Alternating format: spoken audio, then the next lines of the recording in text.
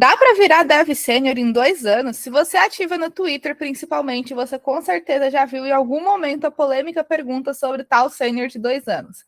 Nesse vídeo, eu vou te dar a minha opinião sobre essa polêmica e te dar dicas para você chegar no cargo de Dev Sênior mais rápido em 2 anos ou não. Se você chegou agora aqui no canal, eu sou Camila Code. Atualmente eu atuo como desenvolvedora especialista em back-end com foco em Java, Spring, AWS e microserviços. Sou mentora e professora de mais de 3.000 pessoas e tenho 10 anos estudando aí programação, tendo experiência com programação. Bom, o primeiro ponto que eu quero deixar muito claro nesse vídeo é que realmente tem-se uma certa dúvida sobre o que realmente define uma pessoa sênior. E é claro que eu vou te responder o que todo sênior responderia. Depende. Na minha visão, o que precisa para ser dev sênior, né? Primeiramente, você tem que dominar muito bem a sua stack principal, né? E todos os demais conhecimentos que são necessários para atuar como dev sênior na sua área específica. Aqui eu vou deixar o mais agnóstico possível a tecnologias, então não vou dar exemplos, por exemplo, de Java, Spring ou outra coisa, tá? Então, tudo aqui eu vou dizer na sua área de atuação para não tendenciar ali que o resultado é específico para uma área ou outra, tá? Que eu vou dizer, no geral, o que forma uma pessoa dev sênior independente da stack, seja back ou seja front, tá? Então, você tem que dominar muito bem a sua stack principal e todos os conhecimentos que geralmente se pedem para ser dev sênior na sua stack principal de atuação. Outra coisa que caracteriza uma pessoa como dev sênior, na minha opinião, é ela conhecer muito bem as boas práticas de programação e ela conseguir apontar isso em code reviews que ela faz de outras pessoas, tanto da mesma experiência que ela, ou de pessoas até mais inexperientes. E ela não só desenvolve a coisa, ela se preocupa com a qualidade, então ela se preocupa em fazer testes unitários, de integração, outros testes ali pertinentes àquela demanda, se caber o teste de performance, ela também faz o teste de performance, mas ela tem que ser aquela pessoa que fica ali cuidando que as boas práticas estão sendo seguidas, então aqui eu não vou entrar em clean code, padrão de projeto e tudo mais, boas práticas no geral, tá? Então você tem que se preocupar não só em entregar, mas entregar bem feito, tá? Outra coisa que caracteriza uma pessoa dev sênior, na minha opinião, e creio que na maioria da opinião do mercado, né, é ter suas boas soft skills. Então, principalmente comunicação, negociação, resiliência, gestão de conflitos e relacionamento interpessoal. Por quê? Você vai precisar se comunicar com muita gente, com pessoas mais experientes que você, pessoas de outros times, pessoas ali que não são técnicas. Então, você precisa se comunicar muito bem. Você vai ter que, muitas vezes, apresentar o que você fez ali em demos e outras cerimônias, às vezes até apresentar diretamente para o cliente final. Então, você precisa saber falar.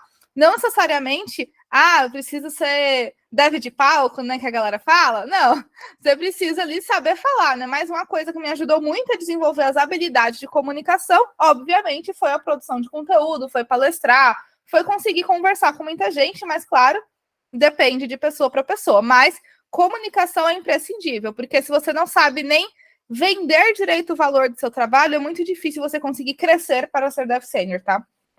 Você também tem que ser muito boa em negociação, tá? Então, negociar prazo, negociar até o seu próprio salário, né? Negociar ali uma escolha de tecnologia. Então, você tem que saber negociar. Porque muitas vezes, quando você é dev sênior ou quando você está em vias de ser dev sênior, você vai ter algumas discussões, às vezes, de arquitetura, vai ter ali que decidir entre X e Y escolha tecnológica. E não adianta você só dizer que eu quero essa tecnologia aqui porque eu quero. Não, você tem que ter um embasamento técnico do porquê que você vai querer utilizar a tecnologia X ou Y, ferramenta X ou Y, vai usar um hexagonal, um clean alguma coisa assim do gênero. Você também precisa ter resiliência, porque você vai lidar com muito perrengue, você vai ter que trabalhar sob pressão, você vai ser a pessoa que vão te jogar em War Room muitas vezes, com certeza você vai participar de War Room alguma vez na sua vida. Então você tem que ter muita resiliência para saber ali, né, lidar com esses problemas, não desanimar, tudo mais. Principalmente se você for uma pessoa que é ali a mais técnica do time, a mais experiente do time, você vai ter muito esse papel de motivar o time também. Então você precisa ter resiliência. Você também precisa ter uma boa skill de gestão de conflitos, tá? Então, gestão de conflitos é tanto ali conflitos de prazos, conflitos ali de interesses tecnológicos, às vezes, de ferramenta X, ferramenta Y, um pouco ali parecido com a negociação. Um conflito, para mim, já é uma negociação que não foi muito bem resolvida ali, acabou virando um conflito também. E, claro, você precisa ter um bom relacionamento interpessoal. Então, você precisa se dar bem com todo mundo. Nossa, tem que ser amiga de todo mundo? Não. Mas você precisa ali conseguir lidar com todo mundo. Não deixar, talvez, picuinhas, opiniões pessoais de ai, não gosto de fulano, atrapalhar o seu dia a dia como deve e conseguir se comunicar com todo mundo. Outra coisa que, na minha opinião, caracteriza uma pessoa como dev sênior é ter bom conhecimento em arquitetura. Aqui eu acho que tanto front quanto back-end também, eu não sei em detalhes como a arquitetura de front, porque faz uns 4 anos que eu não colo em front, né? Acho que a última vez que eu fui front foi em 2019, que eu era full stack no caso. Então, assim, você tem que ter conhecimento em arquitetura da sua área específica, tá? Então, no caso ali de back-end, geralmente arquitetura de microserviços, event-driven architecture, essas coisas. Então, conheça sobre arquitetura, porque você, quando é sênior, você tem que deixar de se preocupar só com a sua caixinha, o seu projetinho específico que você está fazendo a sua task, e você tem que se preocupar em como o seu projetinho específico interage com outros projetos, como que você planeja a arquitetura como um todo, fazer escolhas tecnológicas, né? Então, a coisa que me ajudou muito a chegar no cargo de sênior, e hoje eu já sou especialista, que é depois de sênior, é exatamente conhecer a arquitetura. Claro que tem todos o resto aqui que eu tô falando, mas conhecer a arquitetura foi uma coisa que eu senti que me ajudou demais, e eu continuo estudando. Então, eu tô fazendo curso de System Design, tô lendo o livro de arquitetura de software, que inclusive eu tô fazendo live lendo aqui o livro. Então, conhecer a arquitetura da sua área específica, claro, de atuação, vai te ajudar muito. Outra coisa que caracteriza o dev sênior, ter uma base bem consolidada. Então, uma coisa que me ajudou muito até a transitar entre outras tecnologias de back-end foi a ter uma base muito bem consolidada. Porque a gente tem que pensar que linguagens de programação são praticamente um idioma. Então, assim, se você tem uma boa base de back-end, você sabe o que é uma API, como funciona o protocolo HTTP ou outro que você usa, né, gRPC, GraphQL, etc. Você sabe como é que funciona o sistema pub-sub ali, filas e mensagerias. Independente da stack que você vai fazer, é a mesma fórmula. Você praticamente só tem que saber ali como que eu faço isso em Java, como que eu faço isso em Node. A base vai ser a mesma. Ah, como é que eu faço a autenticação JWT ou Auth Refresh Token? A base ali por trás da segurança de APIs vai ser a mesma. Você só vai ter que aprender como que eu faço isso. Igual, por exemplo, eu faço muitas coisas em Python no meu dia a dia, nos projetos que eu estava, principalmente no anterior. Eu tinha muita lambda de Python. Eu sou dev Python? É claro que não. Mas o que eu fazia? Como que eu faço tal coisa em Python? A base eu já sabia, eu só tinha que aprender como que eu fazia especificamente. Então, eu já tinha até ali na minha cabeça como que eu fazia em Java, só que eu tinha que traduzir isso para Python. Eu só procurava qual biblioteca do Python que eu fazia isso, se eu tinha que instalar alguma coisa, e eu procurava traduzir para outra linguagem de programação. Isso você só consegue com a base consolidada. Então, tem a base muito bem consolidada para você conseguir ter facilidade para implementar soluções, não só na sua stack principal. Isso já linka com o próximo ponto que eu ia falar aqui, de que caracteriza a pessoa dev sênior. Ter facilidade para migrar de tecnologia. Então, em outros vídeos aqui do canal, eu já comentei que eu já passei por muita tecnologia. Eu já mexi com Node, já mexi com Java, né, que é a minha stack principal. Já mexi com Kotlin, já mexi com Python, já mexi com Ruby, já mexi com front-end, Angular e um pouquinho ali de Vue. E o que ajudou tudo isso? Ter a base bem consolidada e facilidade e não ter problema em aprender outra tecnologia. Então, não seja fã de tecnologia. Nossa, eu só trabalho com Java. Claro que agora eu tenho maior senioridade, eu consigo escolher um pouco mais ali o que eu trabalho. Até porque a gente tem maior número de vagas de sênior, de spec, do que tem de júnior.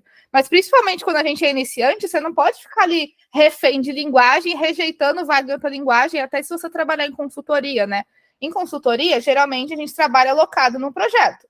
Um projeto tem um prazo para ele acontecer. Acaba aquele prazo, pode ser que renove, pode ser que realmente não tenha mais o que fazer no projeto, o projeto acaba, você é desalocado.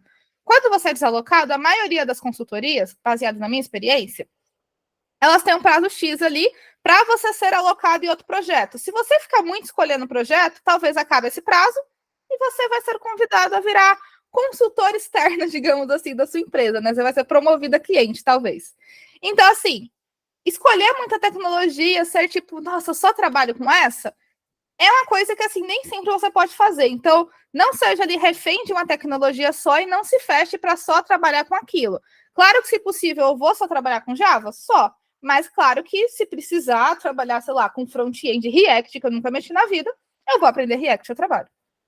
Bom, outra coisa que, na minha opinião, caracteriza uma pessoa dev sênior é saber ensinar pessoas mais inexperientes, né? Então, como dev sênior, você muitas vezes até tem papel de mentora, né? De ensinar as pessoas, de fazer um pair programming ali para a pessoa aprender. Então, você tem que... Nossa, eu tenho que ser professora? Não. Mas, obviamente, é claro que meu trabalho aqui de produção de conteúdo ajudou muito também nessa skill, que eu tenho facilidade para ensinar, eu gosto de ensinar as pessoas. Então, se deixar, eu fico dando aula ali para todo mundo quando alguém pede ajuda. Mas você sendo dev sênior, você não precisa ser professora fora do seu trabalho, mas você precisa ter pelo menos essa sensibilidade ali de não ser aquela pessoa que alguém pede ajuda e você fala, olha, no Google, sabe? Tipo, ensina a pessoa. Se a pessoa tá te pedindo ajuda, muito provavelmente, se ela tem o mínimo ali de soft skill, né, de conhecimento que ela tem que também tentar resolver sozinha, ela já pesquisou no Google antes. Então não manda olhar no Google, porque pelo menos para eu chegar a pedir ajuda para alguém, é porque eu já acabei todas as tentativas possíveis, e aí chegou num ponto que eu estava vendo que talvez ia atrasar a demanda e eu pedi ajuda, porque eu, pelo menos, eu sempre evitava pedir ajuda, até porque a gente sabe, né, mulher no mercado de tecnologia, se a gente pede ajuda, às vezes, dependendo do ambiente que a gente está, né, a gente já é vista como incompetente, e N fatores que eu não vou entrar aqui. Então, assim, geralmente, para a pessoa te pedir ajuda, ela já esgotou as tentativas. Então, seja uma sênior legal, ensina as pessoas numa boa, não deixa o seu ego ficar muito alto de, ai, eu não tenho tempo para isso. Mesmo se você não tiver tempo no momento, sei lá, marca uma agenda, dá um jeito de ajudar aquela pessoa, porque só tá te pedindo ajuda porque realmente ela não consegue sair dali, e talvez outra pessoa também não vai conseguir, tá? Outra coisa que, na minha opinião, caracteriza a pessoa como dev sênior, saber se comunicar com pessoas de diferentes áreas. Então, quando eu estava ali de pleno para sênior, eu comecei ali muito a atender diretamente cliente na empresa que eu fiz esse passo ali para sênior. Eu comecei a lidar diretamente com cliente, eu tinha que lidar com pessoas do comercial, que são pessoas que não adianta você chegar ali falando não, porque a minha API está com a latência de não sei quanto, o EC2 não escalou. A pessoa não faz ideia do que é isso, não é o papel dela saber. Então, você também tem que saber se comunicar fora do techniquez. Então, você tem que saber explicar coisas técnicas para pessoas não técnicas e saber tranquilizar a pessoa ali que o problema dela vai ser resolvido, né? Então, jamais diga para o cliente, pô, né, está fora do ar, que pena, errei, fumileque. Não, você tem que realmente conseguir resolver o problema, ou pelo menos tranquilizar a pessoa de que aquele problema está tentando ser resolvido da forma mais rápida possível, pois isso pode prejudicar a empresa como um todo, dependendo do problema, tá? E você também vai ter que comunicar com pessoas de negócios, né? Então, volta lá nas soft skills. Você vai ter que negociar prazo, você vai ter que negociar, às vezes, salário, você vai ter que negociar de tipo, pô, não dá para fazer um foguete da NASA em uma semana. Então, você vai ter que conseguir falar com todo mundo, de um jeito que todo mundo entenda, da melhor forma possível, sem, né, esquecer das soft skills. Outra soft skill que é muito importante que eu acabei não falando, comunicação não violenta, que basicamente é para você não ser babaca com seus coleguinhas. E uma outra skill, que não é soft skill, é a hard skill com soft, eu diria, é bons conhecimentos em resolução de problemas, e é sobre isso que a gente vai se aprofundar agora, que é o meu veredito. Tá, dá para ser sênior ou não dá para virar sênior em 2 anos de experiência? Bom, eu acho que principalmente o último tópico dessa lista de habilidades que eu considero essencial para virar sênior, você não vai construir em 2 anos. Porque, assim, depende muito do tipo de projeto que você atua. E em 2 anos, por exemplo, talvez você não vai ser exposto a tantos problemas assim para você adquirir essa habilidade de resolver problema. E eu já vou te dizer que nenhum curso vai te ensinar isso, até porque a maioria dos cursos eles só te ensinam o caminho perfeito. Não mostra como resolver erros. Nas minhas aulas, eu pelo menos tento ali deixar algum problema que eu caio, que eu vejo que não é um problema tão difícil assim, eu deixo ali a resolução do problema. E aí tem gente que vai achar, pô, ela tá perdida, ela não sabe o que ela tá fazendo. Não, eu sei, só que eu caí no problema, eu quero te ensinar como é que eu resolvo, porque eu poderia muito bem cortar o vídeo e falar, nossa, gente, deu tudo certo. Só que às vezes, do tempo que eu planejei o código, do tempo que eu fui gravar tutorial, vai ver que mudou com a biblioteca, deu incompatibilidade de alguma coisa, eu vou cair num problema novo. E, se possível, eu deixo isso sim nas minhas aulas, eu deixo nos meus vídeos, eu deixo nos meus workshops, para vocês verem que todo mundo vai cair em problema e os problemas formam a gente melhor. Parece papo de coach, mas, enfim, vocês entenderam. A gente aprende a resolver problemas. E aí, talvez você caia naquele problema num parecido futuramente, você vai lembrar, pô, quando eu vi a aula da Camila, ela caiu nesse erro, ela resolveu dessa forma. Então, assim, os cursos raramente vão te ensinar a resolver os problemas, porque também tá ali, né? Vamos mostrar o cenário perfeito para economizar tempo de aula, também tá tudo certo quem não mostra os problemas, tá? Mas eu, pessoalmente, eu prefiro deixar, até porque é mó chato ficar interrompendo, né? A gravação, editar, voltar com a parte perfeita e tudo mais. Bom, mas, né, o mundo real raramente vai ser aquele caminho perfeito que a gente tem a seguir um tutorial de programação, né? Então a gente vai cair em problemas como mexer num código que você nunca viu na vida, que a pessoa que escreveu não estava nem um pouco preocupada com a manutenção, ela só entregou e pronto. Claramente, ou não era uma pessoa sênior ou não era um sênior bom, né? Que só entregou e não se preocupou com a qualidade. Eu sei que às vezes a gente vai entregar correndo, eu sei. Às vezes a gente gera débito técnico consciente que aquilo é um débito técnico, porque não vai ter tempo de fazer de outra forma. Então, assim, quando a gente diz, quando a gente está ali na guerra, né, correndo para corrigir bug em produção, a gente não vai pensar muitas vezes em clean code, não vamos pensar nas melhores práticas de programação. A gente vai resolver um problema em produção, às vezes, que não é só fazer um rollback, por exemplo, e depois a gente arruma. Às vezes não dá para arrumar na volta, né? Mas, enfim, a gente deixa ali para arrumar depois. Então, assim, você vai cair em problemas como código que não está fácil de entender, que não vai ser aquele código seguindo as melhores práticas que no curso que ensina, e tá tudo bem, porque o curso vai te mostrar o que é certinho, eu mesma faço isso, tá? A gente também vai lidar com incompatibilidade de biblioteca. Então, quantas vezes você pegava ali, às vezes, uma tutorial, e aí você ia reproduzir e quebrava. Por quê? Porque a tutorial era de 2020 e tá tudo bem, a pessoa não vai ficar ali retroalimentando aquela tutorial para a versão mais recente o tempo todo, porque eu mesma não consigo regravar os vídeos a cada versão nova que sai. E aí você vai e não dá certo. Você faz o quê? Você vai para a versão antiga que estava tutorial e funciona. Só que na vida real, nem sempre você vai saber ali, nossa, é só eu voltar para tal versão que vai funcionar. Não, você vai ter que fazer teste, tipo, dar um.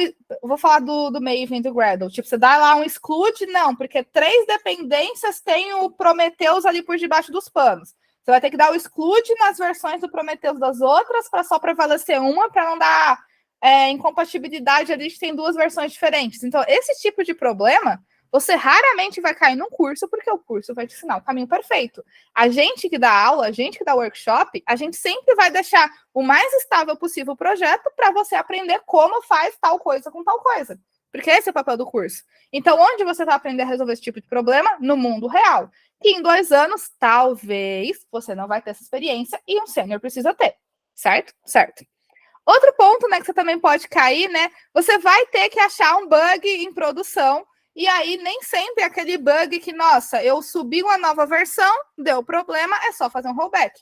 Às vezes é aquele bug de algum cenário que não foi previsto, de um teste que não foi feito, então você vai ter que ficar ali esmiuçando o código, rastreando o log, para você conseguir resolver esse bug. E aí já entra, né? Nem sempre o sistema vai ter, tipo, um log perfeito, né? Porque a pessoa não seguiu as boas práticas, ou não teve tempo também. Eu reconheço que às vezes a gente faz as coisas erradas porque não dá tempo, gente. Nem sempre você vai ter um bom sistema de monitoramento, de observabilidade, então você só vai perceber que deu problema quando o cliente te ligar. Deu ruim, entendeu? Então, assim, você vai ter que lidar com esse tipo de bug, com esse tipo de erro, e em 2 anos, talvez você não caia nesse tipo de problema. Porque você vai ser júnior e você não vai ter esse papel de resolver esse problema, tá bom? Você também vai ser muitas vezes jogada em Warroom. Então, acho que desde que eu era pleno, eu já comecei a participar de Warrooms. Só que, tipo, demorou bem mais do que 2 anos para eu chegar nessa situação, para eu cair no Warroom. Pode ser que você tenha que fazer isso desde júnior? Pode. Então, nesse caso, pode ser que você crie essa sua maturidade em resolver problemas que um sênior precisa em 2 anos, e pode ser que não, tá bom? Aqui eu tô falando pela maioria, baseado na minha experiência, tá bom? Então, assim, o Warroom é o ambiente mais tóxico que existe, porque vai estar, muitas vezes, o cliente final, vai estar os seus stakeholders, vai estar todo mundo ali falando de que, não, esse problema está causando uma perda de não sei quantos mil, não sei quantos milhões. Eu mesma já causei prejuízo em empresa quando eu subi bug errado, mas era um bug que era só fazer rollback, então no final deu tudo certo, nem teve o Warroom direito. Mas assim, você só vai cair nesses problemas quando você tiver os problemas, e em 2 anos, muito provavelmente, dependendo da equipe que você tá, dependendo da criticidade do projeto, você não vai cair nesse problema, então você não vai ter essa skill que um sênior precisa ter. Ok? Ok.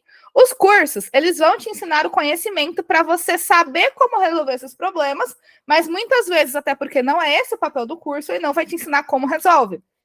Porque até a gente que é instrutora de curso, né? Eu também tenho curso da mentoria e tudo mais, a gente não consegue prever todos os possíveis problemas, que nem no meu caso, que eu tenho uns 3 mil alunos. Eu não vou saber o problema que 3 mil alunos vão cair na empresa para tornar ele um dev senior melhor. Então, a gente vai ensinar o caminho feliz. Um ou outro erro eu deixo ali até para vocês verem como é que resolve, mas é impossível um curso cobrir todos os possíveis e imagináveis cenários que pode dar um problema na vida real. Então, assim, como júnior, você raramente vai ter essa responsabilidade de entrar em war room, a não ser que seja um projeto que só seja bastante júnior, e aí realmente vai ser júnior ou júnior. Aí você escolher o júnior, menos júnior e mais pro pleno para resolver. Então, assim, depende, né? Então, pode ser que você, como júnior, já seja exposto a esse tipo de problema, mas não seria o seu papel como júnior resolver isso. E pode ser que em 2 anos de experiência você também caia nesse tipo de problema, mas eu acho difícil que caia. Novamente, depende do cenário que você atua, depende da empresa, depende do projeto, depende do cliente, depende de várias coisas. A maior resposta de sênior, né? Depende. Bom, então, outro caso que eu gosto de trazer isso, né, até para não falar que eu só estou falando de que você não vai resolver problemas em 2 anos, escalabilidade, performance, concorrência, várias outras coisas. Por mais que eu estudei muito sobre escalabilidade, microserviços, performance e tudo mais, eu só fui entender totalmente, só fui ter maturidade sobre esse assunto totalmente quando eu comecei a cair em cenários críticos. Então, por exemplo, eu lidei com 1.000 transações por minuto em média, com o app de pagamento que eu trabalhava antes, num período de Black Friday. Então, assim, por mais que eu fizesse cursos, por mais que eu fizesse várias coisas, nenhum curso vai falar, não, esse microserviço aqui vai ter que lidar com memory leak, vai ter que lidar com 10.000 transações por minuto. Você pode fazer um teste de carga ali pro curso que você está fazendo, mas não é a mesma coisa, sabe? Tipo, tem coisas que você só aprende no mundo real. E assim, em 2 anos, dependendo do projeto, talvez você não caia nesse problema, tá? Tá, Camila, mas qual que é o seu veredito? Dá para virar dev sênior em 2 anos ou não?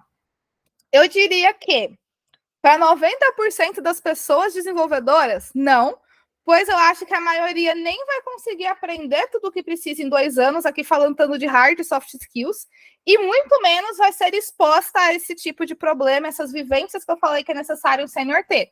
Pode ser que no cenário que a pessoa trabalhe, tipo um sistema ali bem simples da padaria que tem 10 usuários, ela já consiga ser sênior, porque ela não vai ter essa necessidade de saber lidar com isso. Mas aqui eu estou dizendo baseado em todas as empresas que eu já passei, em todos os requisitos de sênior que eu vejo o mercado pedindo, que geralmente pede tudo aquilo que eu listei antes, tá bom? Então, assim, para 90% das pessoas eu acho que não, pois a régua de sênior é muito alta e porque eu acho que elas não vão ser expostas a esse tipo de problema em 2 anos. E os 10%? Os 10% são pessoas extremamente fora da curva, pessoas que vão conseguir estudar ali de uma forma muito pesada, muito certa, muito efetiva para conseguir esses conhecimentos em 2 anos, e pessoas que vão talvez ser expostas a esse tipo de problema desde estagiária, trainee e tudo mais, ou pessoas que, sei lá, vão construir empresa do zero e vai ter que lidar com tudo isso sozinha porque ela vai ser a equipe inteira. Então, eu diria que esses 10% sejam pessoas que realmente consigam virar sênior, tech lead e tudo mais em 2 anos. Mas 90% do mercado, até por saber como geralmente é dividido as tarefas, que geralmente não direcionam isso para pessoas mais inexperientes, eu creio que não dá para virar um sênior completo em 2 anos. Mas também entra o ponto. Cada empresa tem uma definição diferente de sênior, ou seja, depende. Então, pode ser que para uma empresa você não precise saber tudo isso que eu falei nesse vídeo, pode ser que para outra você precise. Então, depende, mas eu diria que 90% das pessoas não conseguiriam virar sênior em 2 anos, mas 10% consegue. Eu até falei quase 10 aqui errado, 10 anos eu já acho um prazo extremamente grande para virar sênior. Então, assim, se você tem 10 anos de experiência e não virou sênior, talvez a gente precise ajustar alguma coisinha ali, talvez a sua empresa não promova tão rápido, talvez você tenha algum gap técnico que você não percebeu ainda, e seu sistema de gestão ali também não. Mas, enfim, 10 anos eu já acho um prazo bem grande. Eu diria que o quê? No mínimo, uns 4, 5 anos você conseguiria virar sênior, baseado na minha experiência. Porque, ok, eu tenho 10 anos estudando programação, mas meu primeiro emprego registrado como dev foi em 2017. E em 2020, se eu não me engano, 2020, eu já virei dev sênior. Então, assim, eu tive ali 3 anos, digamos, oficialmente. Não, 2022, na verdade. 2022 eu virei dev sênior. Então, eu virei dev sênior com 5 anos. Então, 5 anos, 4, 5 anos, eu diria que é um prazo ok, baseado na minha experiência, ok? Então, aqui eu tô pegando muito a minha vivência, a vivência que eu já tive como gestora de pessoas, que eu já fui gestora de pessoas, a vivência que eu tenho como professora, como mentora e observando o mercado também, participando de muitos eventos, tá? Então, Camila, como é que eu faço para virar dev sênior, mesmo que seja em mais de 2 anos, que seja em 4, 5 anos, ou seja em 10, 15 anos, ou talvez eu nem tenha pressa de virar sênior, eu só quero saber como é que eu viro sênior. Bom, a primeira coisa que eu diria para você conversar com dev seniors da sua empresa. Então, você ali vê como é que é o dia a dia, o que eles precisam saber, tudo mais. Você também, além de sair da caixinha da sua empresa e ver o que a sua empresa pede para ser um dev senior Java, por exemplo, ver o que o mercado está pedindo. Porque, às vezes, por exemplo, a sua empresa trabalha com muito legado, JCF, JSP e tudo mais. E aí o mercado está trabalhando com microserviços, com cloud e tudo mais. Então, se você sair da sua empresa, legadaça, e ir para o mercado, você vai ter um gap técnico monstruoso, tá bom? Outra coisa, saiba que o que uma empresa entende por sênior e outra empresa entende por sênior é um grande depende, tá bom? Então, depende, analisa as vagas. O que eu costumo fazer muito e que eu indico para todos os alunos e mentorados é o exercício das 5 vagas. Então, eu pego 5 vagas ali de um nível e vejo a média de requisito que todo mundo está pedindo. Então, eu entendo que aquilo é o que está pedindo para ser sênior ou para qualquer nível de senioridade. Então, até para especialista eu fiz isso, para quando eu entrei como tech lead eu também fiz isso, para ter essa média ali de, geralmente o mercado pede isso e não ter a visão ali fechada da empresa que eu estou hoje ou de uma empresa só que eu estou me candidatando. Outra coisa muito importante, monte o seu plano de estudos. Então, vê ali os requisitos e monta o seu plano de estudos para ver o que você sabe e o que você não sabe. Então, também é muito importante você ter clareza do que realmente você sabe e do que você, sei lá, leu um artigo no Medium e não significa que você realmente sabe isso. Você só ouviu falar, fez um projetinho e tudo mais. Você não sabe em profundidade. Um exemplo disso, Kafka. Eu fazia muito curso de Kafka, eu estudava muito com Kafka, só que eu só fui entender realmente Kafka quando eu caí no projeto com Kafka. Então, eu sabia, conhecia, mas eu nunca tinha atuado com Kafka. E tá tudo bem, porque eu nunca tinha tido necessidade de saber Kafka a fundo. Mas eu já tinha estudado, mas eu só fui realmente colocar eu sei Kafka quando eu caí no projeto que eu precisei lidar com Kafka, tá? Outro ponto, pratique muito para fixar os aprendizados, né? Então, faça projetos além daquele que você vê no curso, faça projetos evoluindo o que você fez nos cursos ou livros, tudo mais, para você realmente cair em problemas, que é uma grande habilidade de sênior. Bom, não deixa de curtir esse vídeo, de se inscrever no canal e de compartilhar com outras pessoas que querem virar sênior, seja em 2 anos, em 10 anos, de preferência menos, ou talvez algum dia vai virar sênior, ou sei lá, compartilha aí para mais gente realmente ver que dá ou não para virar sênior em 2 anos, mas não compartilha minha resolução aqui final, tá? Só compartilha ali falando para a pessoa assistir o vídeo até o final também. É isso, gente. Muito obrigada por acompanhar o vídeo até aqui. Até o próximo vídeo. Tchau, tchau.